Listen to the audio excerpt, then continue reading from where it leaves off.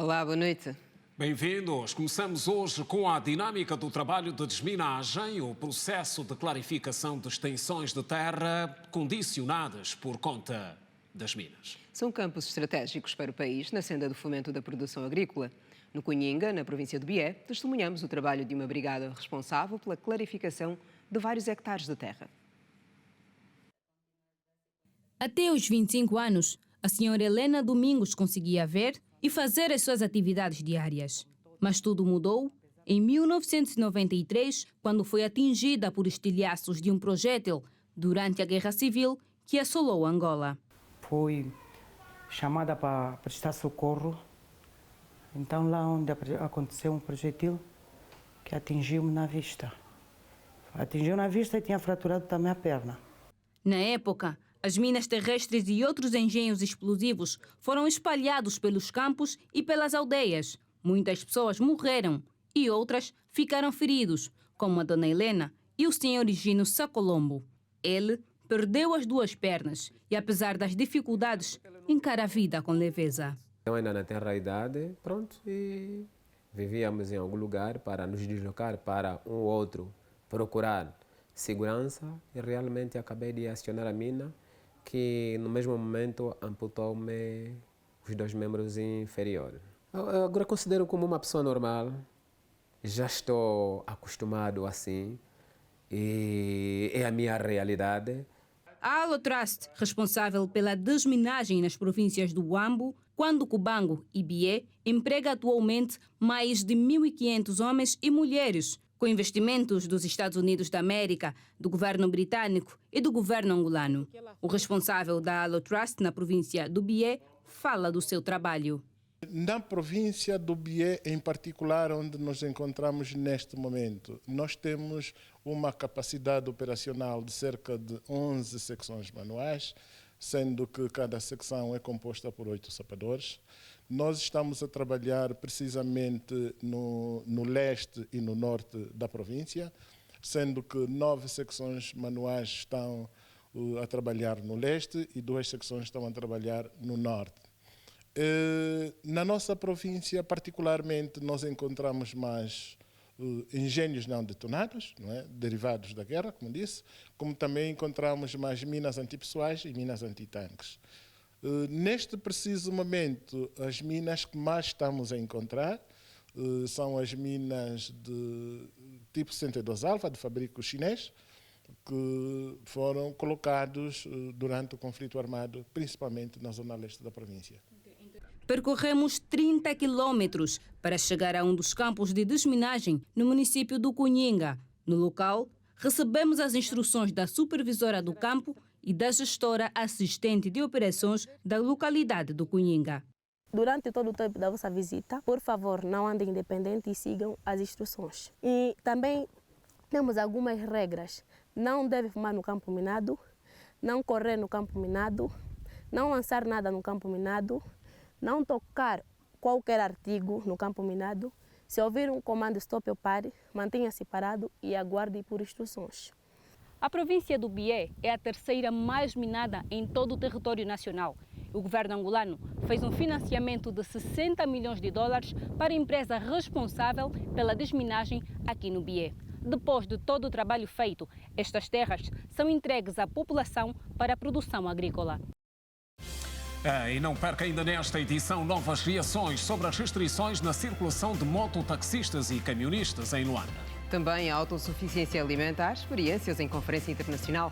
Falta de água no bairro Capango, província do Mochico. População pede a intervenção das autoridades. Dia Mundial da Alfabetização, reflexões sobre o mal que ainda condiciona milhares de pessoas no país. Imunização contra poliomielite. Movimento no primeiro dia da campanha que prevê alcançar mais de 5 milhões de crianças em todo o país. Reações de quem vive em Malange sobre o anúncio da construção de mais uma centralidade na região. O governo provincial de Luanda proibiu a circulação de mototáxis em algumas ruas e avenidas da cidade capital, com destaque para Fidel de Castro. Nesta quinta-feira, os mototaxistas saíram à rua para protestarem. Vivemos disso.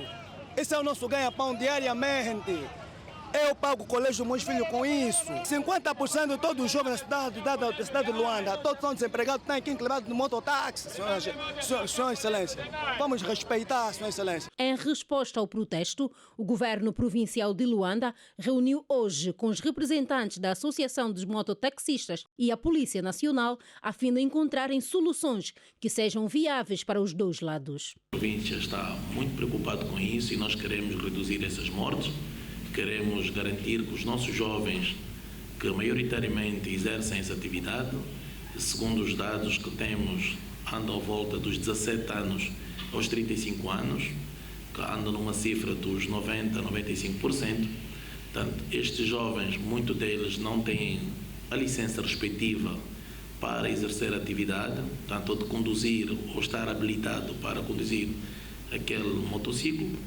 Alguns, e ainda com uma cifra bastante elevada, os que têm licenciamento para motociclo de 50 centímetros cúbicos, mas que na verdade andam com motociclos acima dos 125 centímetros, não licenciados para o efeito, e as regras devem incidir, sobretudo, para tanto regularmos esta atividade.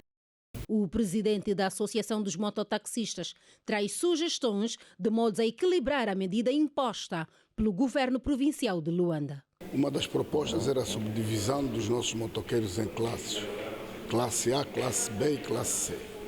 O da classe A, que é aquele que deve ter, portanto, a formação, deve possuir a carta de condução, deve igualmente receber os subsídios de empreendedorismo e etc., com todas as valências para poder estar nas vias rápidas, tal como qualquer outro condutor, seria este a fazer essas vias primárias.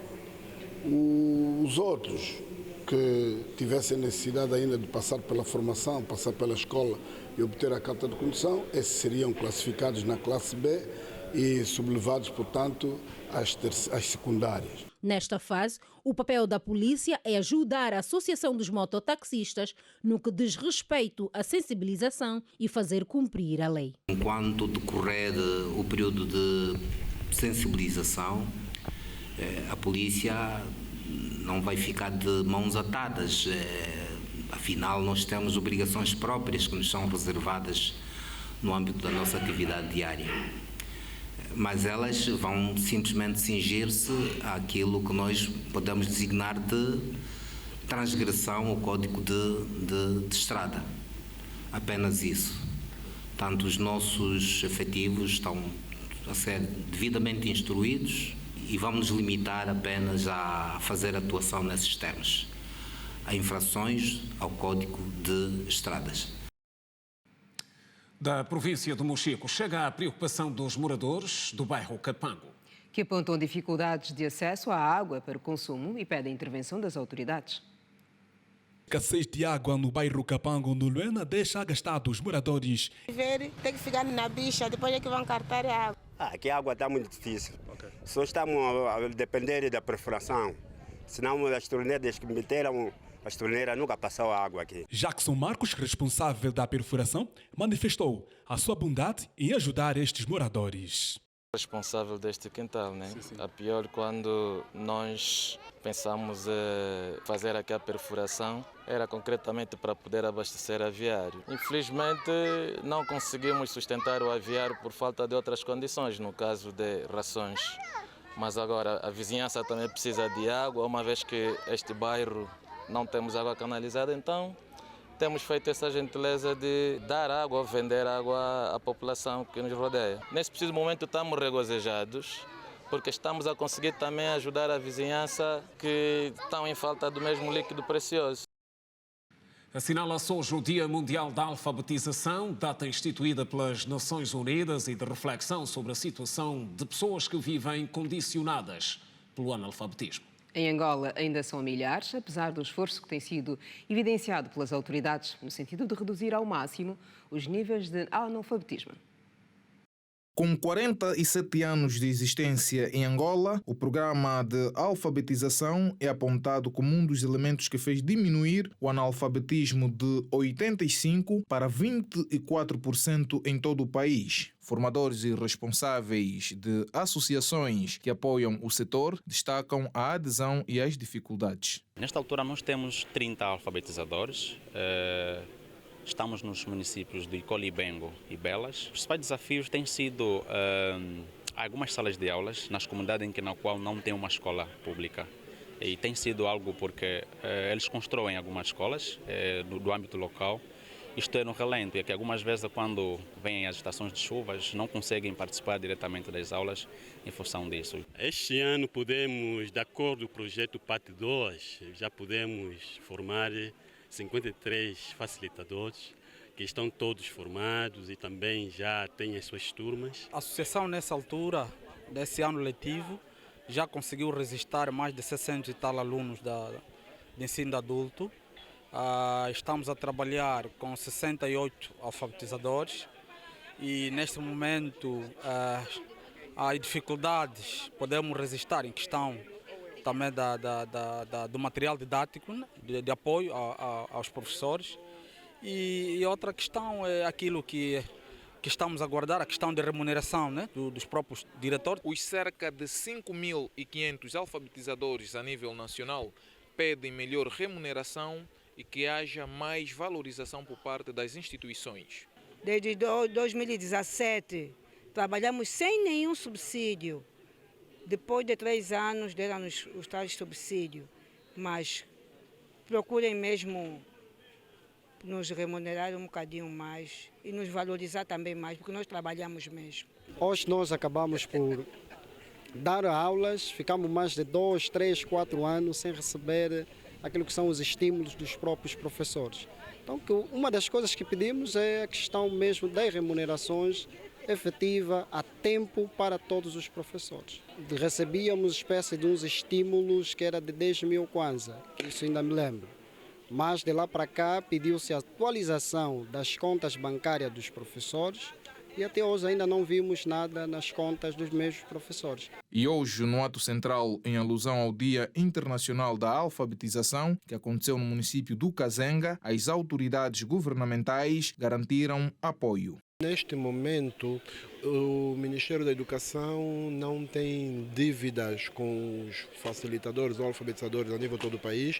Havia dívidas, sim senhora, mas elas foram todas saldadas até o ano passado, portanto, uma dívida que foi acumulada de 2014 até 2020, mas, no entanto, 2020 e 2022, nós somente trabalhamos no sentido de liquidar essa dívida. A alfabetização consta da Agenda Global de Desenvolvimento Sustentável e consta também, no nosso caso, numa das maiores prioridades do Executivo angolano. Lançado em novembro de 1976 na Testang 2, no município do Kazenga, a alfabetização a nível nacional vai contar com 324.647 alfabetizados matriculados para o ano letivo 2023-2024.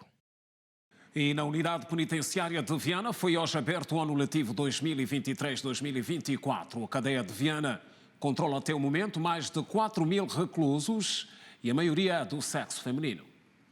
A comarca de Viana tem uma população penal de mais de 4.000 reclusos, entre detidos e condenados. O estabelecimento conta com 6 salas de aula, onde os reclusos aprendem lições da primeira à 12ª classe, no curso de Ciências Econômicas e Jurídicas. Dádiva Pedro é mãe de 2 filhos, foi condenada a 3 anos e 6 meses de prisão.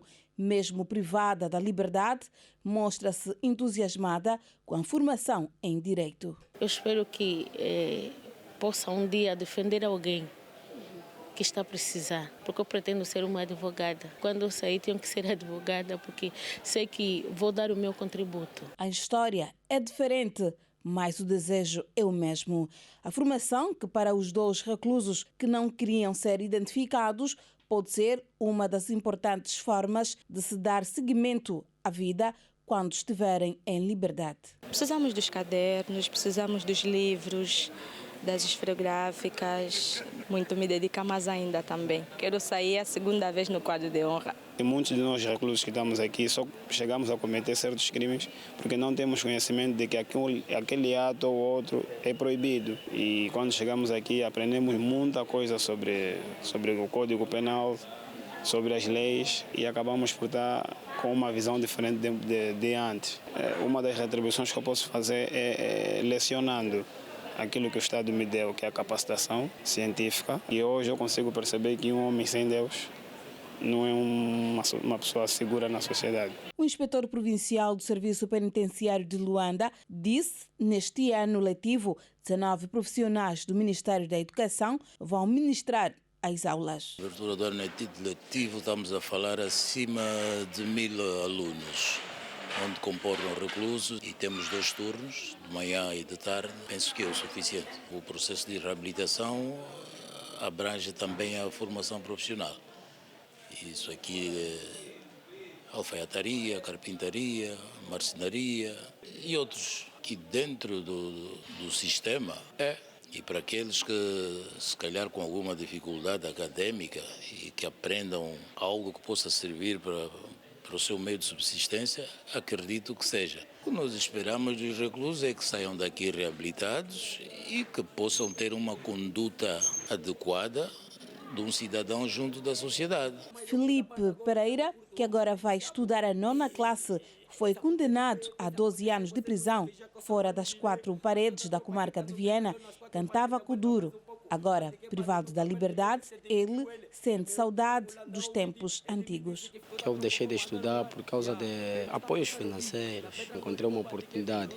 Há uma escola aqui, na qual a gente faz parte. Em liberdade, eu fazia música, sou um kudurista, e com a música eu conseguia exercer algumas atividades. É difícil. A província de Luanda possui 5 estabelecimentos penitenciários, nomeadamente comarca de Luanda, Viana, Caquila, Calomboloca e Maria Teresa.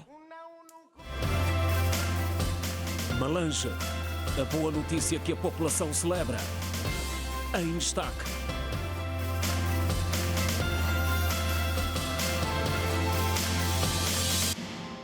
É mais daqui a pouco. Seguimos com reflexões pontuais sobre a autossuficiência alimentar e os caminhos que o país deve abraçar para o rápido alcance das metas. Benguela é, desde hoje, palco de uma conferência internacional que debate experiências com foco na visão 2030. Estão em discussão modelos considerados práticos no campo da produção e garantia de segurança alimentar. As balizas estão criadas e o caminho para a autossuficiência alimentar já foi devidamente identificado.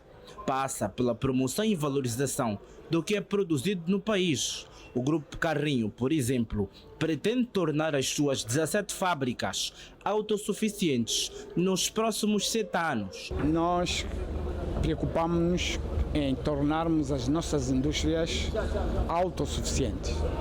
Em consequência, naturalmente, isso vai contribuir para a autossuficiência alimentar do país. Mas nós perseguimos com que o milho que as nossas moagens moem não seja importado, seja produzido localmente. Que o feijão que nós embalamos não seja importado, seja produzido localmente. O arroz que nós comercializamos seja originado, seja produzido localmente. Este é o que perseguimos. A intenção do grupo passa também por assegurar preços mais baixos com a mesma qualidade e reduzir significativamente as importações de bens alimentares, particularmente os da cesta básica. Se os métodos forem aperfeiçoados conforme eles procuram neste grande fórum, eles não estão a mostrar aquilo que fizeram. Eles estão à procura de novas fontes de informação, de conhecimento, para melhor eficácia e melhor eficiência deste projeto, que acaba por ter uma função social muito abrangente. Eles focaram alguns produtos, como o milho, que é fundamental. Eles estão na fileira também da carne. Falaram do trigo, onde antes se dizia que não se produzia trigo no país, e a AIA foi dizendo que sim senhor que se produzia, até porque a primeira moageira nasceu no Cunge, no Bié. Para a classe empresarial, a segurança alimentar nem sempre está associada à produção nacional. O facto é que a autossuficiência alimentar é dos principais objetivos do governo angolano, com vista a reduzir a importação de bens alimentares e assegurar o bem-estar às populações. Isso é um programa já está já em andamento a nível nacional. O nosso governo trabalha para isso e é lógico que tem que trazer as empresas atrás, e o Carrinho faz parte desse programa. É uma empresa que a nível nacional está a fazer o que poucas fizeram, para já tentar aumentar a produção nacional, para deixarmos de importar e sermos autossuficientes a nível de produção. É interessante ver o Grupo Carrinho, uma empresa, um grupo desta dimensão, a apostar a sua abordagem com pequenos produtores. Era normal ver isso a funcionar com empresas, talvez de uma dimensão maior, mas o que vamos sentindo é que eles decidiram focar-se no pequeno produtor. Portanto, que é precisamente aquele que tem sido mais lesado naquilo que é o desenvolvimento da agricultura, não é? Portanto, o nosso caminho para a autossuficiência alimentar ainda é muito longo, é preciso uma aposta muito grande em tecnologia, no desenvolvimento de competências do homem, e aquilo que nós vimos no programa estratégico 2030 apresentado pelo Grupo Carrinho é que eles mapearam e estudaram exatamente os principais problemas do país. A apresentação contou com a presença de Graça Machel, a antiga primeira-dama de Moçambique. O facto de estas famílias terem acesso a insumos, terem um mercado seguro, sem dúvida, aumenta o rendimento familiar e não só aumenta a ambição, porque à medida que faz durante um ano, sabe que se fizer mais, há de ter mais. E isso tem muito impacto na redução da pobreza. Segundo dia da Feira de Tecnologia do ITEL, continuam patentes no evento as soluções voltadas ao problema da sinistralidade rodoviária. Soluções criadas pelos estudantes do Instituto. É a 14ª edição do evento e mereceu hoje a visita do Ministro das Telecomunicações, Tecnologias de Informação e Comunicação Social. O sistema de saúde em Angola constitui um desafio geral, até mesmo para os recém-formados do Instituto de Telecomunicações, que neste segundo dia de feira, marcada pela visita do Ministro das Telecomunicações, Tecnologias de Informação e Comunicação Social, mostraram, entre outras, as soluções que trazem para o setor da saúde. Esse é um dispositivo detetor de medicamentos falsificados. Sim, de uma forma convencional, os medicamentos são analisados a partir da parte frontal, por código QR, data, um símbolo da empresa fabricadora. Nós criamos um mecanismo, ou fizemos estudo do mecanismo de fazer a análise de uma outra maneira, a partir do próprio medicamento, da própria amostra, sem a necessidade de tirar da cápsula. Na verdade, nós constatamos que atualmente nós registramos muito casos de enchente nos nossos hospitais. Isso faz com que muitas pessoas vão para os hospitais e infelizmente acabam por morrer sem sequer serem atendidas.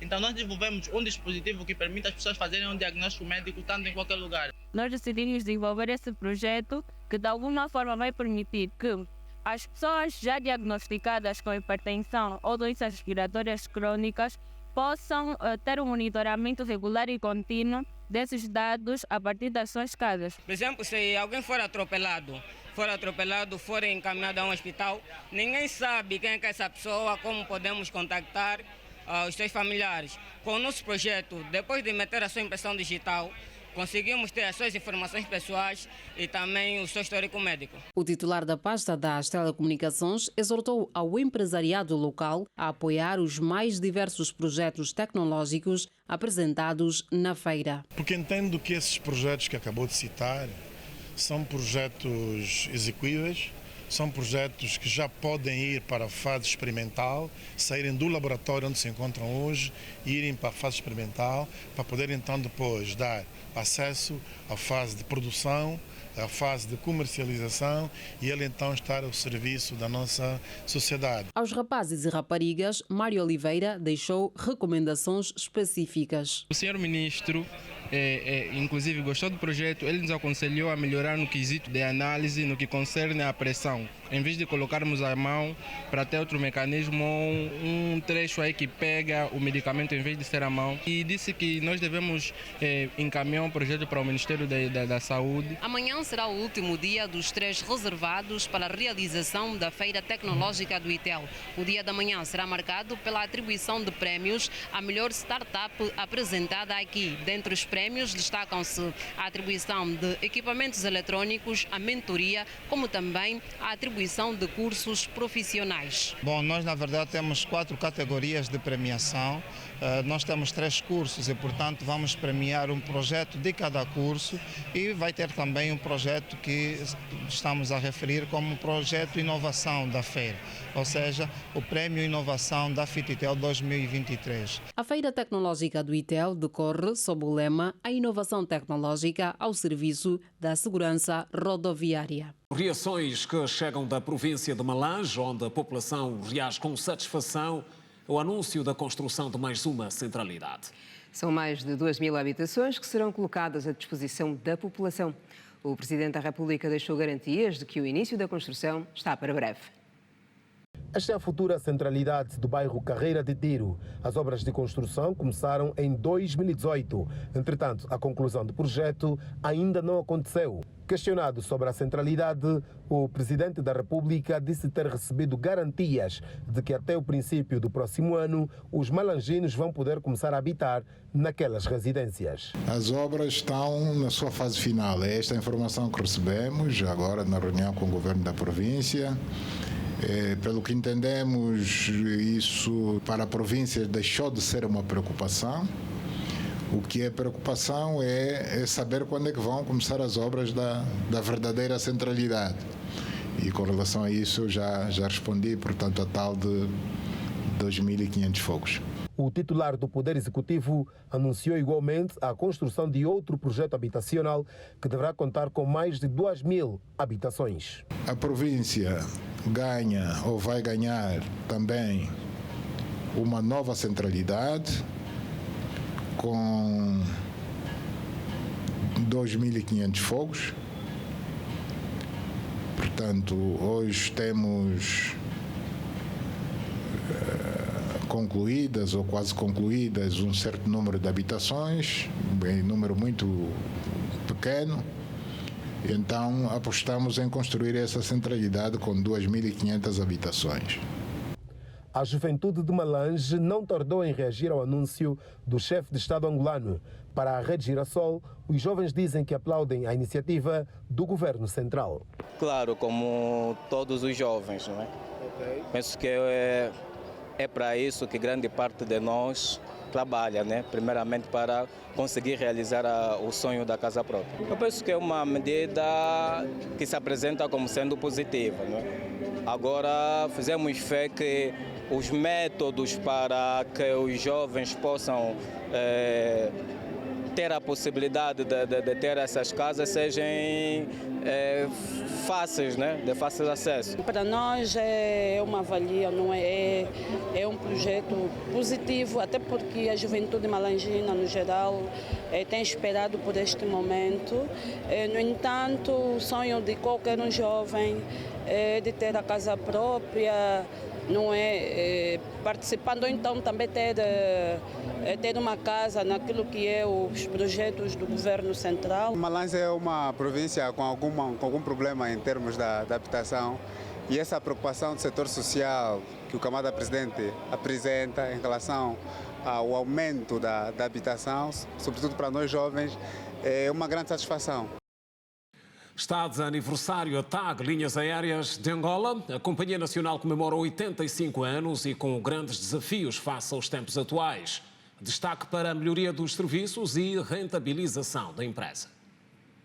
As novas instalações da TAG, que marcam os 85 anos da Companhia Nacional, surgem com o objetivo de criar melhores condições aos colaboradores e rentabilizar a empresa. Segundo a PCA da TAG, atualmente a companhia dispõe de 21 aeronaves e 3 delas não voam desde 2018 por falta de cadeiras, trazendo prejuízo à empresa.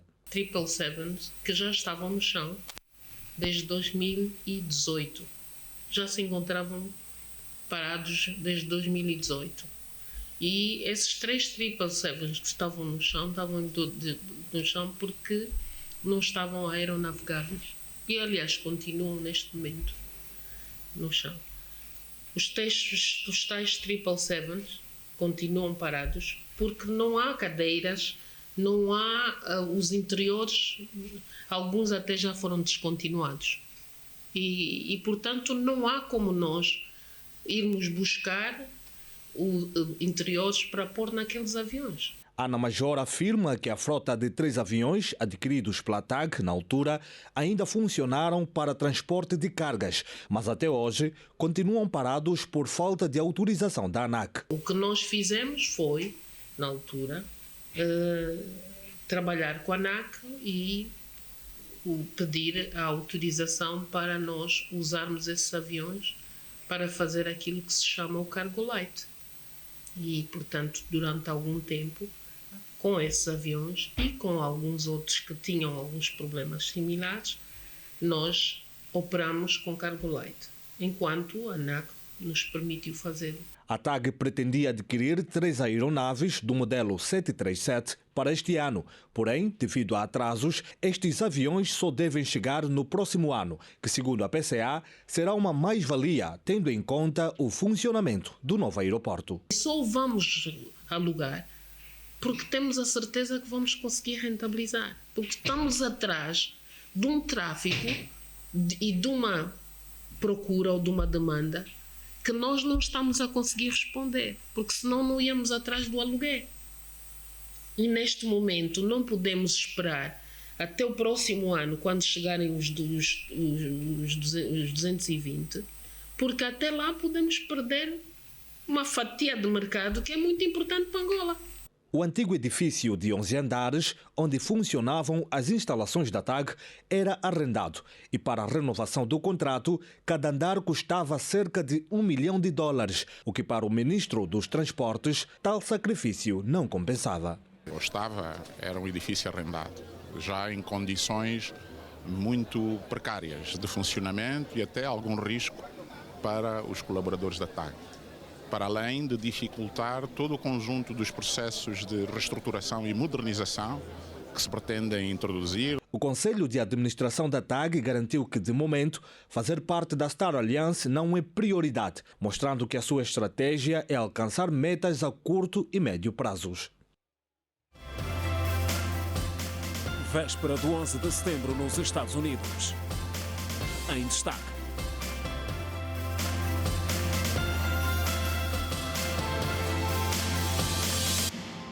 Acampamento militar no Mali é alvo de atentado suicida.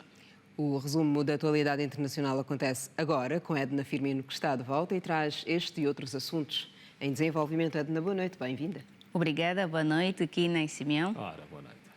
E assim que nos acompanha igualmente. Um acampamento do exército maliano em Gao, no nordeste do país, foi hoje alvo de um atentado suicida, numa altura em que o norte do Mali tem sofrido ataques terroristas com mais frequência, informou o exército maliano. O atentado ocorreu um dia depois de um duplo ataque atribuído a terroristas que mataram 64 civis e soldados no norte do país. Outras notas internacionais acompanha a seguir. Os Estados Unidos começaram a reposicionar as suas tropas no Níger. O anúncio foi feito pelo Pentágono na quinta-feira, que afirmou que se trata de uma medida de precaução. A porta-voz do Departamento de Defesa afirmou que a ameaça imediata aos funcionários americanos ou violência no terreno classificou a medida como cautelar. Sabrina Singh disse que o país está a reposicionar parte do seu pessoal e recursos da base aérea 101 em Niamey para uma base aérea mais mais ao norte do Níger. A diplomata garantiu também que alguns funcionários e contratados não essenciais deixaram o país há várias semanas. O exército americano já havia suspendido exercícios conjuntos com o exército nigerino e a diplomacia americana havia ordenado a saída do seu pessoal não essencial da sua embaixada em Niamey. 39 pessoas morreram e mais de 2.000 ficaram sem abrigo na sequência de um ciclone que atingiu o estado do Rio Grande do Sul, no Brasil. Segundo o governo do Rio Grande do Sul, as fortes chuvas causadas pelo ciclone extratropical afetaram 80 cidades e deixaram mais de 3.000 pessoas desalojadas. Os meteorologistas independentes Metsul e Climatempo alertaram que o Rio Grande do Sul podia registrar mais chuvas na quinta-feira e esta sexta-feira. O Unicef alertou que mais de 60.000 crianças do Panamá atravessaram a selva Darien nos primeiros 8 meses deste ano. O número faz de 2023 o ano com o maior número de travessias infantis registradas. As autoridades migratórias do Panamá afirmaram que cerca de mais de 200.000 crianças cruzaram Darien até 31 de julho. O Unicef indica que entre 2021 e 2022, mais de 60.000 pessoas, entre crianças e adolescentes, atravessaram a selva, percorrendo 60 quilômetros para chegar aos Estados Unidos da América e ao Canadá. Da atualidade internacional é tudo. Nós voltamos amanhã com mais informações. Kina e Simeão, continuação do último jornal. Obrigada, Edna. Boa noite e bom descanso. Obrigada. Estamos juntos, Edna. Estados Unidos da América se preparam para a passagem de mais um 11 de setembro. O país prorrogou por mais um ano o estado de emergência nacional contra o terrorismo. Os atentados ocorreram há quase 22 anos e, apesar do tempo que já passou, os Estados Unidos continuam a viver o estado de emergência nacional contra o terrorismo, com a prorrogação feita pelo presidente norte-americano Joe Biden. Através de um comunicado, Biden explicou que os ataques provocaram uma crise que continua a constituir ameaça contínua e imediata para o país e, diante disso, vai manter o estado declarado a 14 de setembro de 2001. Os Estados Unidos sofreram um atentado a 11 de setembro de 2001. Os ataques, que foram levados a cabo por 19 membros da Al-Qaeda, na altura liderada por Osama Bin Laden, provocaram a morte de cerca de 3.000 pessoas e ferimentos a mais de 6.000. Os perpetradores usaram 4 aviões comerciais com passageiros para atacar as famosas Torres Gêmeas de Manhattan, em Nova York, e o Pentágono. O quarto avião, que estava indicado para atingir o Pentágono, despenhou-se perto de Shanksville, na Pensilvânia. Na sequência dos ataques,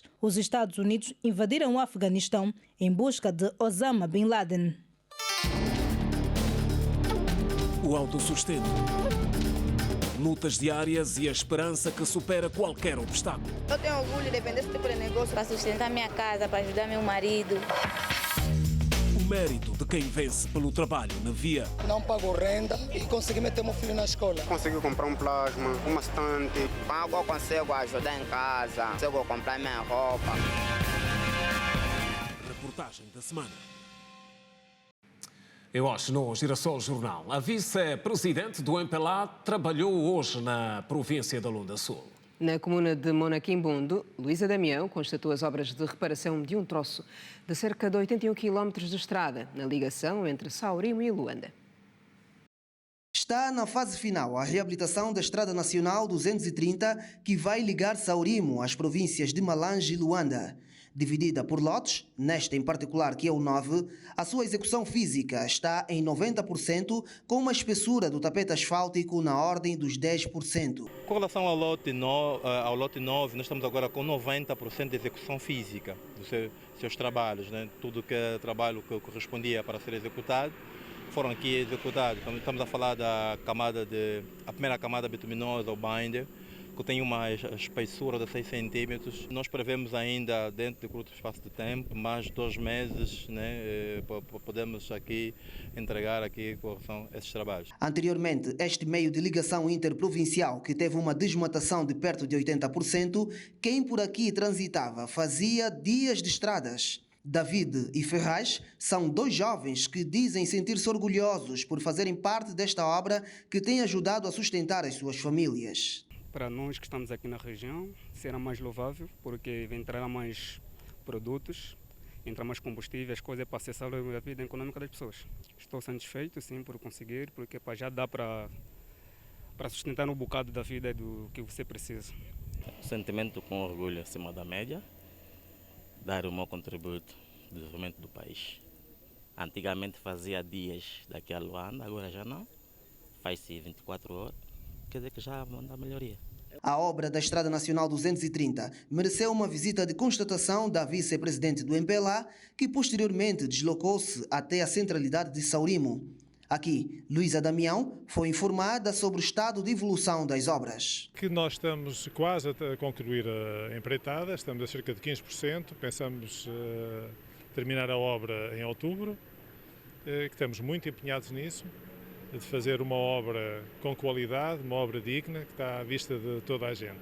Estamos perfeitamente preparados para passar à segunda fase, que aguardamos a todo momento que nos seja indicado essa passagem. O parque fotovoltaico, com mais de 44 mil painéis instalados, o polo universitário Luigi Anconda, a ponte sobre o rio Muanguege, na Estrada Nacional 180, cujo avanço físico vai em 87%, também mereceram a visita da número 2 do MPLA. Na hora do balanço, as obras visitadas, que incluiu os comitês de base dos bairros Candembe e Kawazanga, Luísa Damião disse o seguinte: são grandes os benefícios, só a questão da mobilidade, a questão da estrada vai trazer mais desenvolvimento para a província da Lunda Sul. O polo universitário vai dar a possibilidade aos jovens de ampliarem cada vez mais os seus conhecimentos e pensamos que a Lunda Sul tem um ativo importante que são os seus jovens, que precisam somente de ser lapidados para darem também o seu contributo no desenvolvimento do país. Portanto, de uma forma geral, nós pensamos que estas obras vão mudar o curso do desenvolvimento da Lunda Sul. Vamos ter muito mais desenvolvimento na Lunda Sul. Essas obras estão a dar a possibilidade de emprego a muitos jovens aqui na província da Lunda Sul e o caminho é mesmo este. Para amanhã, de acordo com o programa de trabalho, a delegação do MPLA vai visitar a Sociedade Mineira de Catoca e manterá um encontro interativo com militantes, dirigentes e quadros do Partido dos Camaradas aqui na Lunda Sul. Pois, e agora a reportagem da semana, já é habitual a sexta-feira aqui no Girassol Jornal. Trazemos para hoje histórias captadas na via, o mérito de pessoas que vencem pelo trabalho e dedicação, que apesar das dificuldades, acreditam na vida.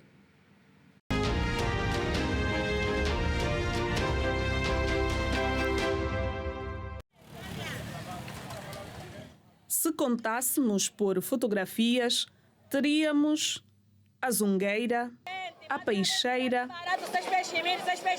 o roboteiro, o lotador, o taxista, o rapaz da cupapata, apenas para citar alguns.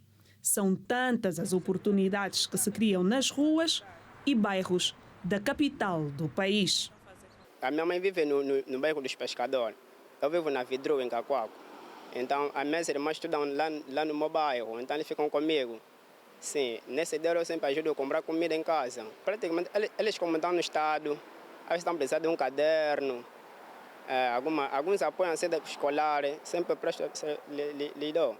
Não tenho vergonha também, eu sempre faço alguns planos para mim encaminhar bem minhas irmãs.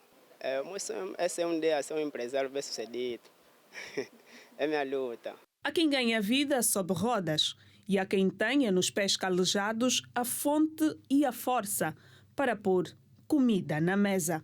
São estes retratos que fazem dos angolanos resilientes e vencedores. Os filhos já não dão minha fome, mas estamos a lutar mesmo assim, com nossa corrida. É um trabalho muito sacrificado? É muito. Os pés doem quando chega em casa, os pés estão a doer, às vezes tem que meter, que aquecer água morna, meter o pé. No fim do dia, qual é o sentimento? Fico muito contente, porque o dinheiro já está na mão. Zacarias Sapalo é natural de Benguela. Veio a Luanda com a intenção de trabalhar numa recauchutagem, mas é no trabalho de manicure que encontrou a oportunidade para se sustentar. Debaixo do viaduto dos Ambadões, Zacarias conta que é de quinta a domingo, que atende até 10 pessoas. Eu já sonhei ser professor, madrinha. Já sonhei ser militar, hoje faço unha. Como é que tem sido os teus dias? Muito difícil, madrinha. É preciso me mandar bué. Consegui comprar um plasma, uma estante e um colchão.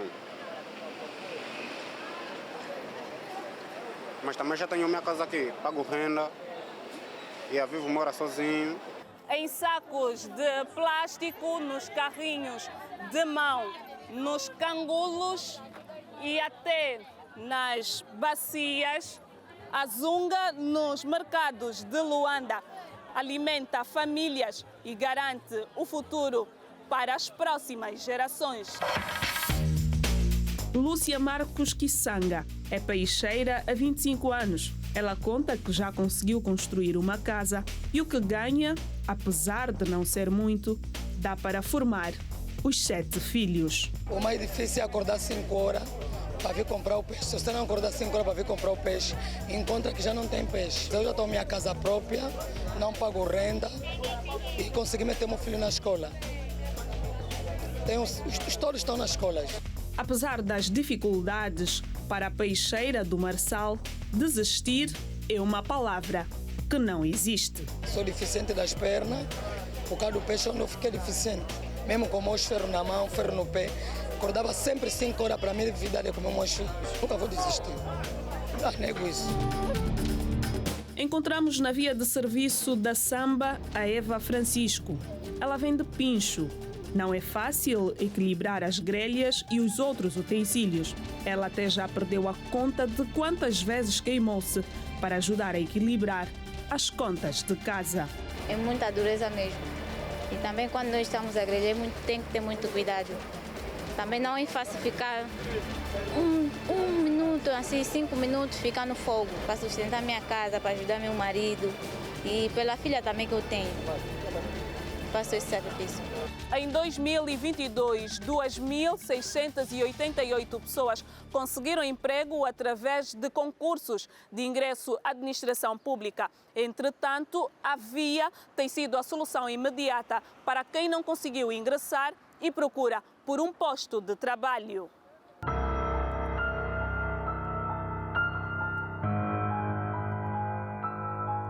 Eric é vendedor de água na estrada de Catete.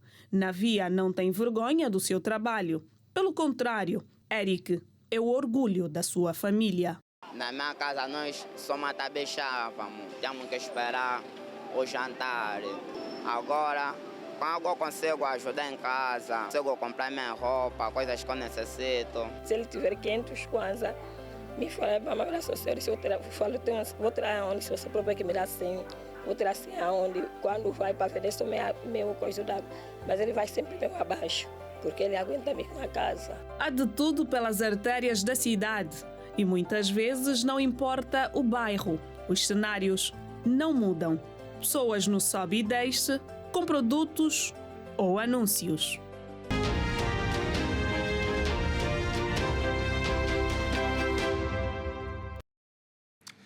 O trabalho dignifica o homem e foi assim mais uma reportagem da semana. E se pretende sair no fim de semana, então fique atento a seguir o cartaz na rede. É com a Lu Matamba, que já cá está e de volta. Lu, finalmente. Espero que Boa tenhas noite. acumulado aquela semana para trazer verdade. muito entretenimento. E trouxe, de fato, boa noite, Simeão, boa noite, Kina. Assim que nos acompanha igualmente, boa noite. E porque estamos a refletir o Setembro Amarelo, combate à prevenção de suicídio, nada melhor do que tratarmos do nosso interior.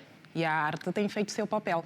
Por isso, a nossa sugestão para este final de semana começa com a exposição A Porta da Alma. A exposição foi inaugurada hoje na Galeria Tomar Golan, Ilha de Luanda. Portanto, aproveito para visitar no sábado e no domingo. De lembrar que estará aberta até o dia 29 deste mês. Ainda na Fundação Arte e Cultura, o Anfiteatro Luísa apresenta amanhã às 19 horas a gala e live show do músico Gonga para a apresentação do álbum O Azequele. Entre os convidados estão Filipe Mukenga e Carlitos Vieira Dias. As entradas serão gratuitas. Agora, da terra de Alberto Einstein para Angola, a cantora alemã angolana, porque ela é filha de um pai angolano e uma mãe alemã, apresenta-se amanhã no Palácio de Ferro, às 19 horas, um concerto organizado pela Embaixada da Alemanha em Luanda. Nós não podemos terminar sem sugerir a quem a esta hora está na cidade e arredores que no Palácio de Ferro está a decorrer o show dos Irmãos Macedo. É uma oportunidade de conhecer a história do trio elétrico. O evento começou há sensivelmente 45 minutos. Enquanto isso, fique com a programação da TV Girassol, onde o telespectador vai poder assistir desporto, cinema e entretenimento. Por hoje nós estamos conversados, o nosso encontro está marcado para a próxima semana, a próxima sexta-feira. Até lá, mais Girassol, mais cultura. Simeão e Quina, estamos conversados. Estamos conversados, Lu. Obrigada. Feliz noite. Igualmente. Ora, bom fim de semana. E por hoje é tudo. O Girassol Jornal volta amanhã à mesma hora, 19h45. Boa noite. Boa noite.